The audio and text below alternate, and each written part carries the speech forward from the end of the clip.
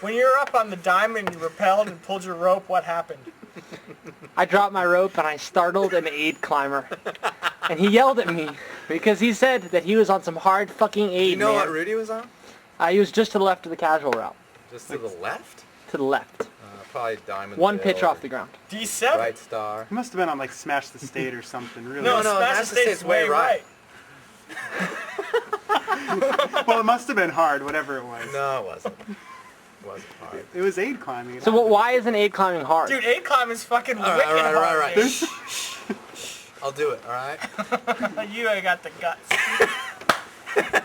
Aid climbing is hard, okay? But it's not like, really out of shape people who don't train at all or whatever can go and climb really hard aid. And I think that's wrong.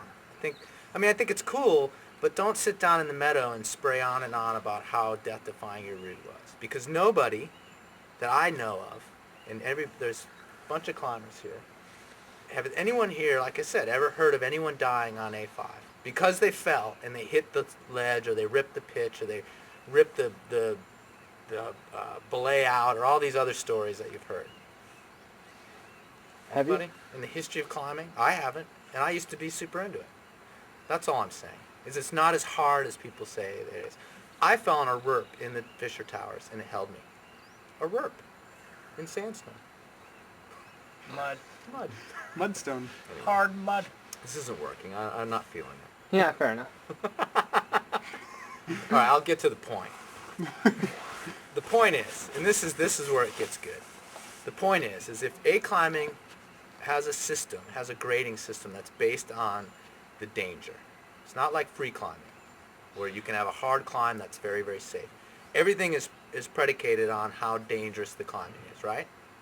A3 you can fall a long ways. A4 you can fall and get hurt. A5 you can fall and die. That's roughly the way it's supposed to work. But it never happens. So, if you're going to push aid climbing to its logical extension, we should get to the point where people are doing routes, okay, where 5 people, let's say, leave the ground and 2 people summit. Because if it's that hard, imagine sending someone up on a 514 pitch. They're going to fall off before they figure out the move, right? A few times, a bunch of times. But if you send someone up on an A5 route, if it's that hard, if it's that close to the edge of what's possible, shouldn't someone fall off? And shouldn't they then hit the ledge and die because it's A5?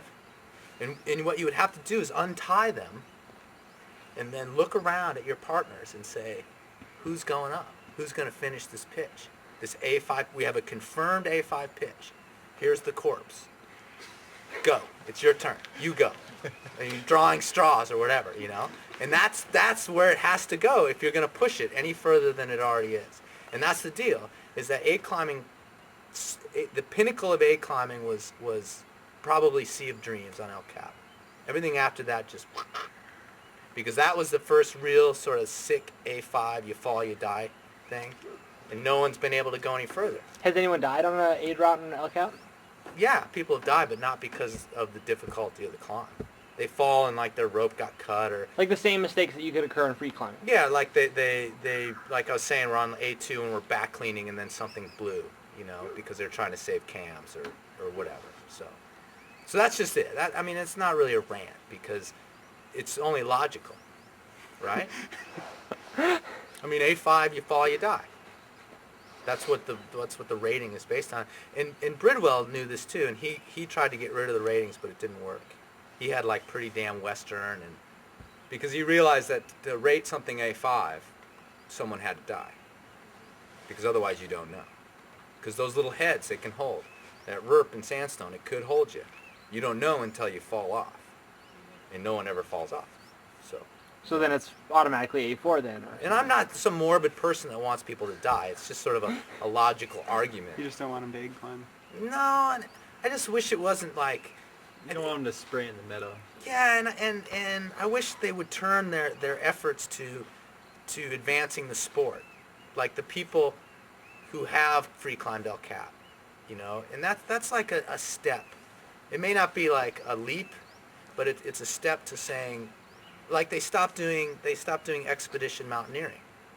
You know, people still do it, but it's seen as not really part of the sport, because aid climbing is like that. The other problem with aid climbing, especially with a drill, like doing a new route with a drill, is you're guaranteed to get up the route unless something like this happens. You know, the logistics can shut you down, but the climbing will not shut you down. A free climb, if you're not good enough, you're not going to climb it by the rules. You're going to fall off. Okay, and for instance, that Vista del Condor was originally an aid line. And so they bat hooked up this pitch that subsequently became 12A. Okay, so they were drilling little bat hook holes, and then they'd put a bolt in every once in a while. It's been free climb, but it's super scary because there's the bolts, and no one's added any bolts to it. So it's kind of like, why not get to that point and realize you're not good enough to climb that pitch and go down?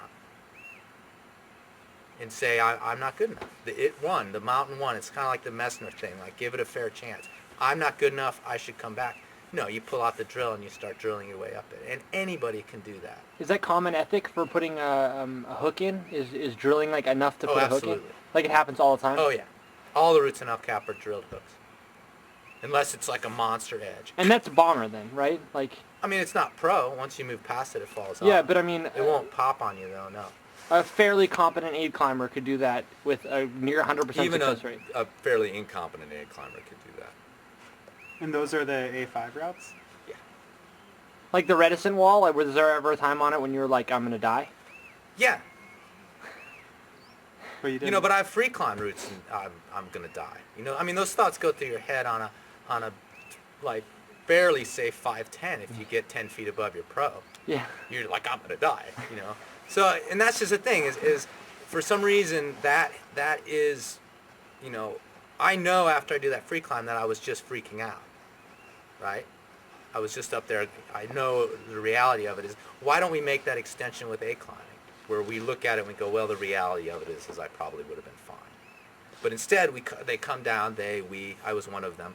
See, I'm reformed. I did all this stuff. I sat in the meadow and sprayed. You know, I'm like, oh, I was so close to dying, you know. It's like, no, you weren't. 100 feet on hooks. Anyway, so that's the rant. It's not very good. You'd have to follow me around in Yosemite with a camera.